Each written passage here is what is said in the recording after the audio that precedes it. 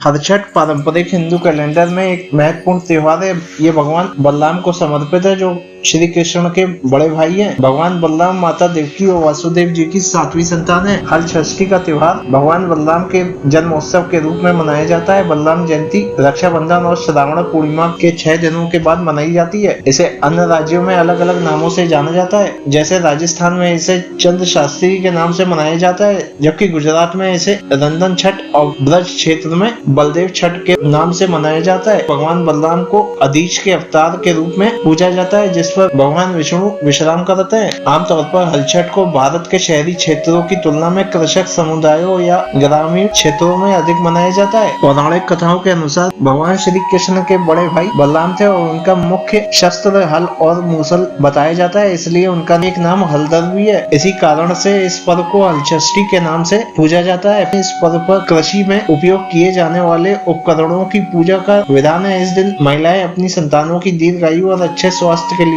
ये व्रत रखती है। निसंतान महिलाएं भी संतान की चाहत के लिए इस दिन व्रत एवं पूजा करती है। मान्यता है कि हरछठ पर विधि विधान से व्रत एवं पूजा करने से सारी मनोकामनाओं की पूर्ति होती है और सभी कष्ट दूर होते हैं। हलछठ पर हल की पूजा होती है, इसलिए इस दिन हल से जुटे खेत का अन्न नहीं खाया जाता। ऐसे में जानेंगे इस साल हरछठ के त्योहार की तिथि क्या है, इसका शुभ मुहूर्त, पूजा विधि, व्रत से जुड़ी पौराणिक कथा और इसका महत्व क्या है।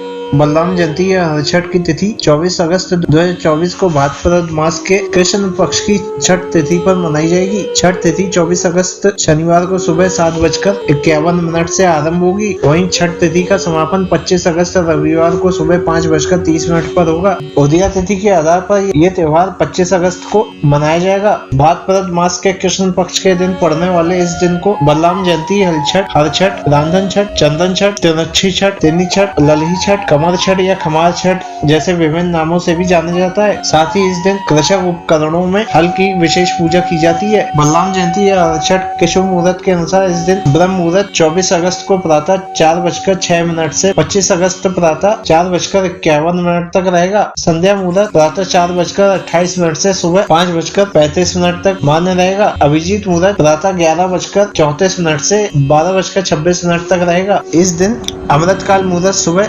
11:26 से 12:55 तक रहेगा। इस दिन विजय मुहूर्त 2:08 से 3 बजे तक रहेगा। इस दिन गोधूली मुहूर्त शाम में 6:25 से 6:47 तक रहेगा। संध्या काल मुहूर्त साय 6:25 से 7:32 तक रहेगा। निशिता काल मुहूर्त रात्रि 11:38 से 25 अगस्त की रात्रि 12:23 तक रहेगा। रवि योग शाम 6:06 से 25 अगस्त की सुबह 5:36 तक रहेगा। हरछठ की पूजन सामग्री। हरछठ की पूजा के लिए भैंस का दूध, घी, दही, गोबर, महुआ का फल, फूल, पत्ते की आवश्यकता होती है। इसके अलावा ज्वार की धानी, ऐपन, मिट्टी के कुल्हड़ और देवली की जरूरत होती है। देवली यानी बांस और महुए के पत्ते से बने पात्र की जरूरत पड़ती है। ऐपन बनाने की विधि: पूजा के चावल को पानी में भिगा कर रखा जाता है, फिर उसे सिलबट्टे पर पीस कर उसमें हल्दी मिलाई जाती है। एक लेप की तरह यह घोल तैयार होता है, इसे ऐपन कहते हैं। हरछठ की पूजा विधि के अनुसार इस दिन व्रती को सुबह ब्रह्म मुहूर्त में उठकर स्नान आदि संपन्न करना चाहिए। उपासक पूजा स्थल साफ कर ले, फिर पूजा स्थल के पास की दीवार के कुछ हिस्से गोबर से लीपे। इसके पश्चात पलाश की टहनी, कुश और झरबेरी के झाड़ को एक साथ गांठ बांधकर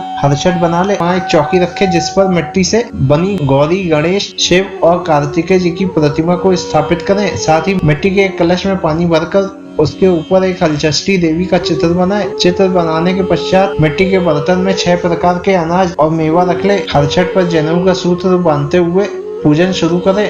हरछठ माता को हर तरह की सौभाग्य सामग्री अर्पित करें। पूजन के पश्चात हरछठ की व्रत कथा सुने और अंत में हरछठ माँ की आरती उतारें। इससे पहले जो हरछठ बनाया उसको हल्दी के पानी में भिगोकर अपनी संतान की कमर पर लगा दें। मान्यता है कि ये संतान की रक्षा कवच के रूप में काम करती है। हरछठ के दिन जगत के पालनहार भगवान विष्णु सहित शेषनाग को प्रणाम करें। ये पर्व उन सभी मंदिरों में मनाया जाता है जहाँ भगवान बलराम और भगवान कृष्ण की पूजा की जाती है। इस दिन व्रत रखने वाले व्रती दोपहर तक कुछ भी खाने से परहेज करते हैं। भगवान बलराम और भगवान कृष्ण की मूर्तियों को संतों और भक्तों द्वारा पंचामृत से पवित्र स्नान कराया जाता है। भक्त विशेष भोजन और भोग तैयार करते हैं जिसे देवता को चढ़ाया जाता है, फिर सभी परिवार, दोस्तों, पड़ोसियों में वितरित किया जाता है। अगले दिन पूजा के बाद व्रती अपना व्रत पारण करें।